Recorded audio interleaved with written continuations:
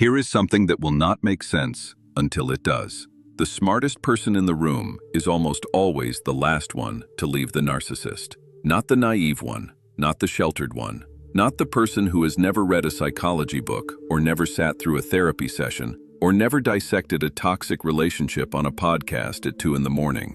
The one who stays longest, who rationalizes hardest, who builds the most elaborate internal framework for why this situation is different, why this person has potential, why leaving now would be premature, is the one with the sharpest mind. Intelligence does not protect you from narcissistic abuse. In most cases, it is the very thing that keeps you locked inside it. Carl Jung understood this nearly 100 years before the internet turned narcissism into a content category. He mapped the architecture of the mind in a way that explains exactly why your ability to think becomes the chain that holds you in place, and what it actually takes to break it. This is going to land hard if it applies to you. You will feel it not as information, but as exposure, because the thinking trap is invisible to the person caught in it. It operates by disguising imprisonment as understanding, by making the cage feel like a research project, by turning your own analytical ability into the narcissist's most reliable tool of control. And the worst part, the part that keeps this pattern running year after year, relationship after relationship, is that the very skill you trust most to get you out of bad situations is the skill that is keeping you in this one. So let us name it. Let us trace it back to where it starts, and let us be done with it. Jung developed a model of psychological types that most people know only through its bastardized offspring, the Myers-Briggs personality test. But Jung's original framework was far more nuanced and far more dangerous in its implications. He identified 4 primary functions of consciousness: thinking, feeling, sensation, and intuition, and argued that every person develops 1 or 2 of these functions to a high degree, while the others remain relatively undeveloped, operating in the unconscious as what he called the inferior function. The inferior function is not simply weak, it is autonomous. It acts on its own, below the threshold of awareness, and when it is activated, by stress, by intimacy, by crisis, it can hijack the entire personality. The person is no longer in control, the inferior function is. Now here is the key. In many empaths, particularly the ones the culture labels as intelligent empaths or highly analytical empaths, the dominant conscious function is thinking. They lead with analysis. They process the world through logic, pattern recognition, contextual reasoning, and strategic understanding. They are the ones who can explain a narcissist's entire playbook: the love bombing, the devaluation, the discard cycle, the hoovering, with clinical precision. They have read the articles, they know the terminology, they can identify a covert narcissist in the first 3 conversations. Their thinking function is sharp, trained, highly developed, and it is killing them. Because when thinking is the dominant function, feeling is the inferior one, not absent. Inferior in the Jungian sense, meaning it operates in the unconscious, undifferentiated, raw, primitive, and completely out of reach of the conscious mind's ability to regulate it. The intelligent empath feels everything. They feel with enormous depth and intensity. But they cannot process those feelings through feeling itself, because their feeling function was never properly developed. So, what do? They process their feelings through thinking. They analyze their emotions instead of experiencing them. They build theories about their pain instead of sitting with it. They research narcissism at midnight instead of crying. They construct elaborate explanations for why they feel devastated instead of allowing the devastation to move through them and teach them what it needs to teach. This is not healing. This is intellectualization, one of the ego's most sophisticated defense mechanisms. And Jung would have recognized it instantly. He wrote extensively about the danger of identifying too completely with one psychological function at the expense of the others. When a person lives entirely through thinking, their emotional life does not disappear, it goes underground. It becomes the shadow, and from the shadow, it exerts a gravitational pull on every relationship, every decision, every moment of vulnerability, without the person ever realizing it. The intelligent empath who understands narcissism perfectly, but keeps falling into the same dynamic, is a textbook case of the inferior feeling function running the show from the basement, while the thinking function sits upstairs convinced it is in charge. Let us get specific about how this plays out, because the mechanism is both elegant and brutal. The intelligent empath meets the narcissist. Within weeks, sometimes days, the thinking function begins its work. It notices things, red flags, inconsistencies, moments where the charm cracks and something colder peers through. A normal response would be to feel afraid and leave. But the intelligent empath does not have easy access to that simple, unmediated emotional response. Instead, the thinking function activates. It begins to analyze. Why did they say that? What did it mean? Maybe it was a trauma response. Maybe they did not intend it. Let me gather more data. Let me observe the pattern before I draw a conclusion. And just like that, the empath has converted a gut-level warning, a signal from the body, from the unconscious, from the inferior feeling function screaming, "Run," into a research question. The danger has been reframed as a puzzle, and smart people do not walk away from puzzles. They solve them. The narcissist, whether consciously or not, senses this immediately. They recognize that this person does not trust their feelings. This person trusts their mind. And the mind can be outmaneuvered because the mind needs to be right more than it needs to be safe. So the narcissist provides just enough complexity, just enough ambiguity, just enough contradictory evidence to keep the thinking function engaged. A cruel comment followed by an impossibly tender gesture. A betrayal followed by a confession so raw and vulnerable that it seems to prove depth of character. Intermittent reinforcement, yes, every psychology article covers that. But what those articles miss is why intermittent reinforcement works so much better on intelligent people. It works because intermittent reinforcement creates a variable pattern, and variable patterns are irresistible to the analytical mind. A consistent pattern can be decoded and dismissed. A variable one demands ongoing analysis. It demands that you stay and keep watching. It demands that you keep thinking.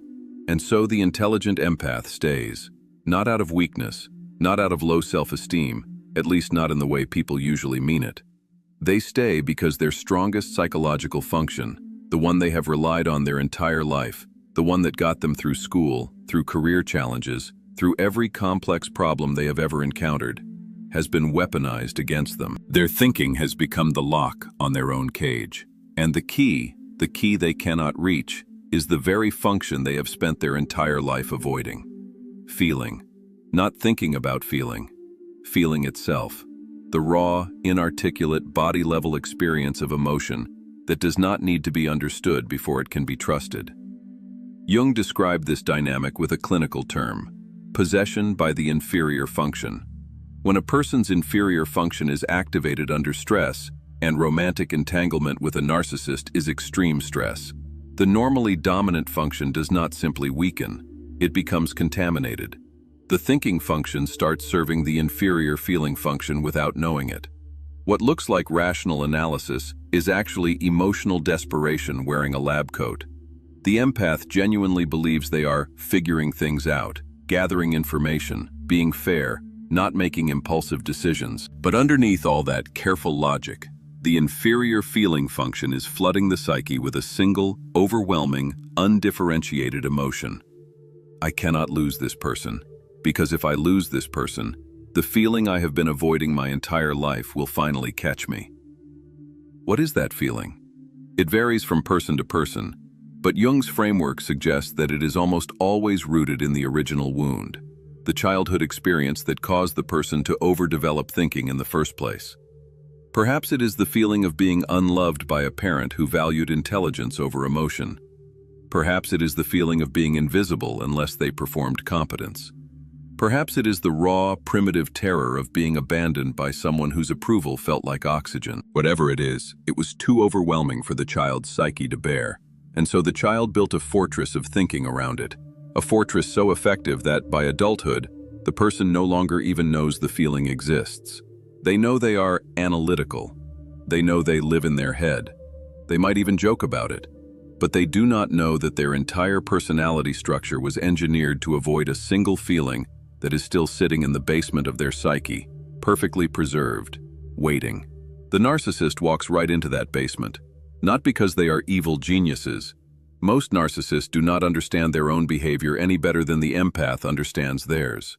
But their particular wound, their need to be admired, mirrored, and emotionally supplied, drives them instinctively toward people who have a vast reservoir of unprocessed feeling. The intelligent empath is a reservoir of feeling dressed in a suit of thinking, and the narcissist, operating from their own unconscious programming, senses the reservoir the way a dowsing rod senses water. They do not target the intelligence. They target what the intelligence is protecting. This is where the conversation has to get uncomfortable, because the internet's narcissism content has created a narrative that flatters the empath at the expense of their growth. The narrative says, "You stayed because you are too kind, too loving, too trusting." And those things may be partially true. But for the intelligent empath, the more precise truth is, you stayed because thinking was your drug, and this person kept giving you something to think about. You stayed because your mind could not accept that it had been outmaneuvered. You stayed because admitting you were wrong about this person would crack the foundation of your identity as someone who understands people, reads situations, and makes sound judgments. You stayed because leaving required something your entire personality was built to avoid, making a decision based on feeling rather than logic. Jung said something that belongs here. The shoe that fits one person pinches another.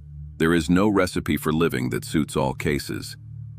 He meant that psychological growth cannot be standardized, that what heals one person might damage another, and that the path to wholeness depends entirely on which function you have overdeveloped and which one you have neglected. For the intelligent empath, growth does not come from more understanding.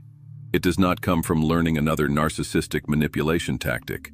It does not come from watching another video or reading another article that confirms what you already know. Growth comes from doing the one thing your psyche has been designed since childhood to prevent: feeling without analyzing. Sitting with an emotion without converting it into a thought, allowing your body to tell you what your mind refuses to accept. That is where the exit door has always been, not in your head, in your gut. There is a dimension of this that involves what Jung called the anima, the unconscious feminine element within the male psyche, or more broadly, the contrasexual aspect that carries everything the conscious personality has rejected.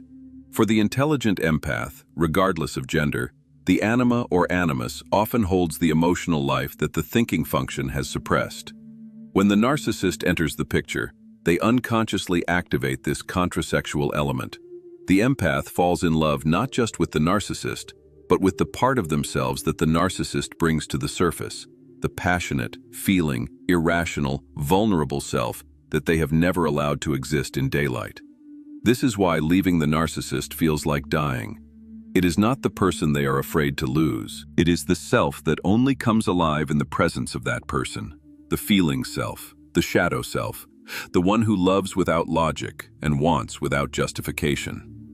Walking away from the narcissist means walking away from the only context in which their inferior function has ever been activated.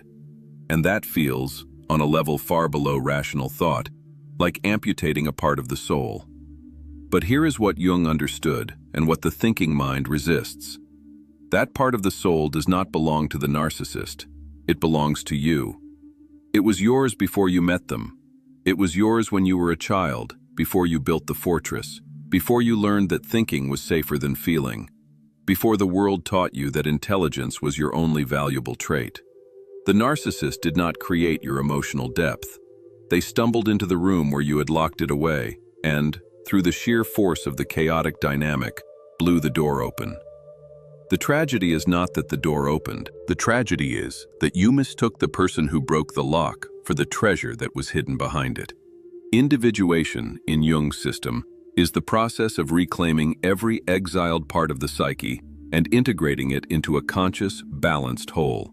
For the intelligent empath, individuation means developing the feeling function, not to replace thinking, but to stand alongside it as an equal partner in navigating reality. It means learning to trust a gut response, even when the mind says, "But that does not make logical sense." It means sitting with grief, rage, longing, and terror without immediately converting them into hypotheses. It means accepting that you are not just a mind, you are also a body. You are also an animal.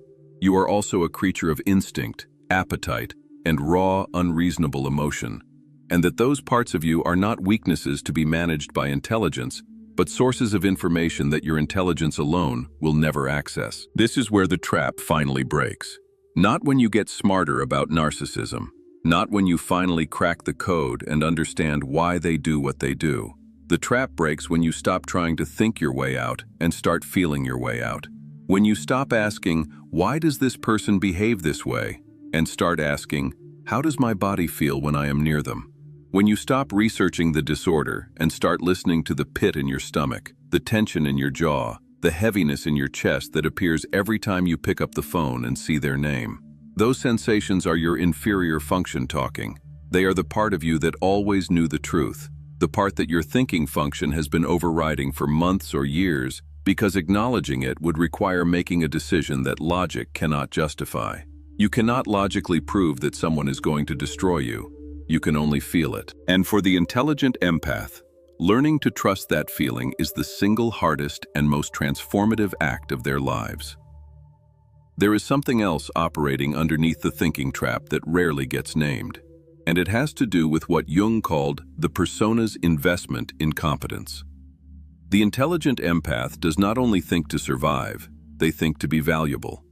Their identity, their sense of being someone worth knowing, someone who contributes, someone who deserves love, is built almost entirely on the foundation of their analytical ability.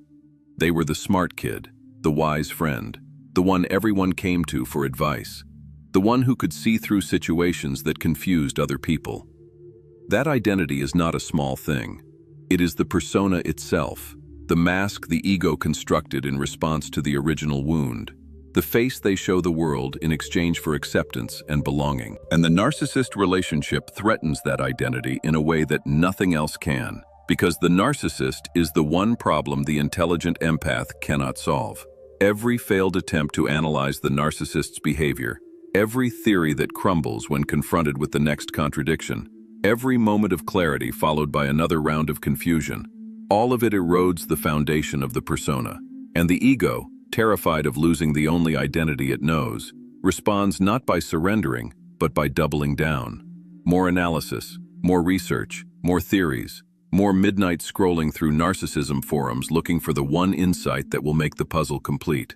But the puzzle will never be complete, because the puzzle is not the narcissist. The puzzle is the empath's own refusal to admit that their sharpest tool has failed. Jung understood that the dissolution of the persona is one of the most terrifying experiences a person can undergo. He compared it to a psychological death, the ego's experience of annihilation as the constructed self falls apart, and there is, for a time, nothing to replace it. He also understood that this dissolution is necessary for individuation. The persona must die for the self to be born. But for the intelligent empath, the persona is so thoroughly identified with the thinking function that letting go of thinking feels like letting go of existence itself. This is why the thinking trap is not merely a cognitive pattern. It is an existential crisis disguised as a relationship problem. The empath is not staying with the narcissist because they cannot see the abuse. They are staying because seeing it clearly and admitting that their intelligence could not prevent it, predict it, or fix it would collapse the only self they have ever known. And yet that collapse is exactly what needs to happen.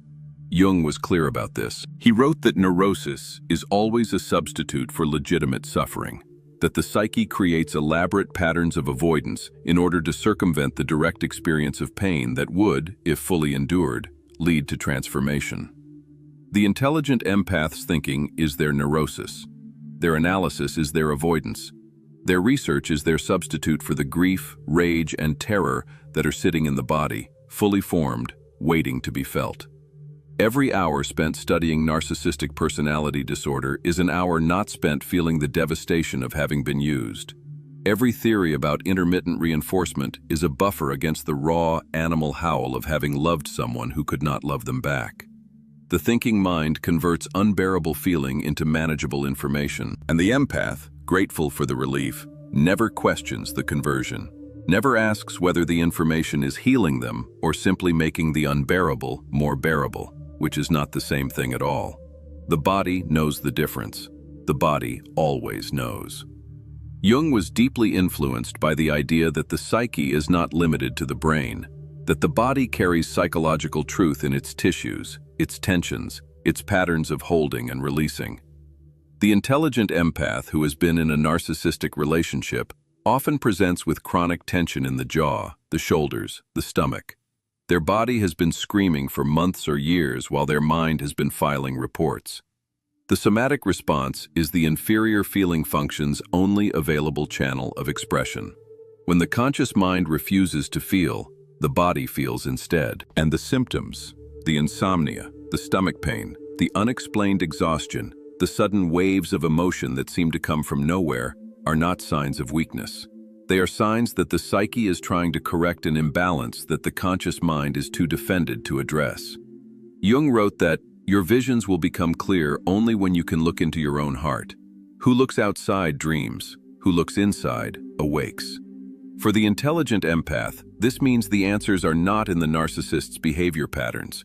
They are not in attachment theory, cluster B personality disorder criteria, or the latest research on trauma bonding.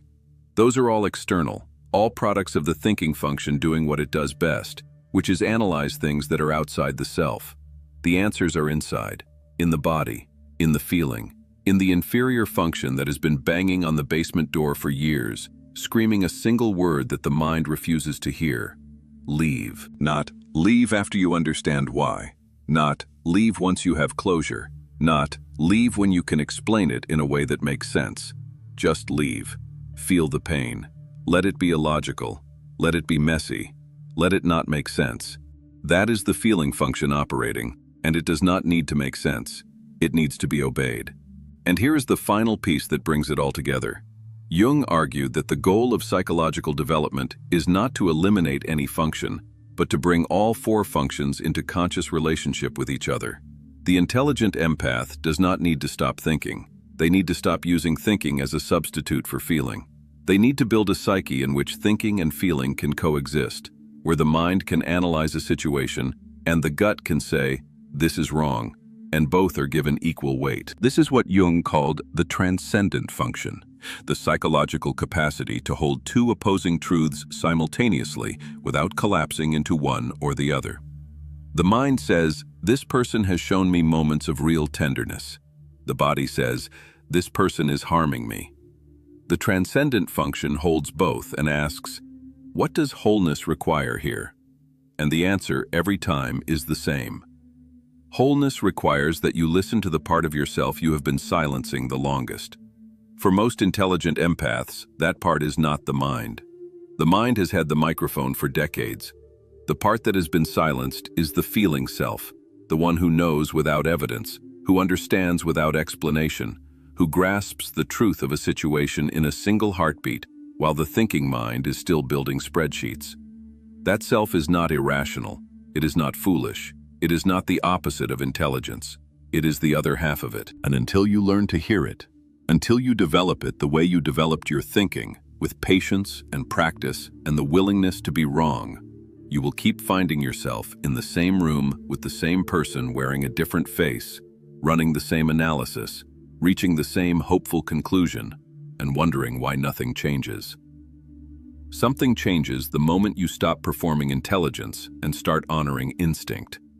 The narcissist loses their grip, not because they have changed, but because the mechanism they rely on has shifted inside you. They cannot keep you engaged through complexity if you are no longer addicted to complexity as a coping strategy. They cannot keep you analyzing if you have learned to trust your body's first answer. The game requires your participation, and your participation was never about love or empathy or kindness. It was about your relationship with your own mind.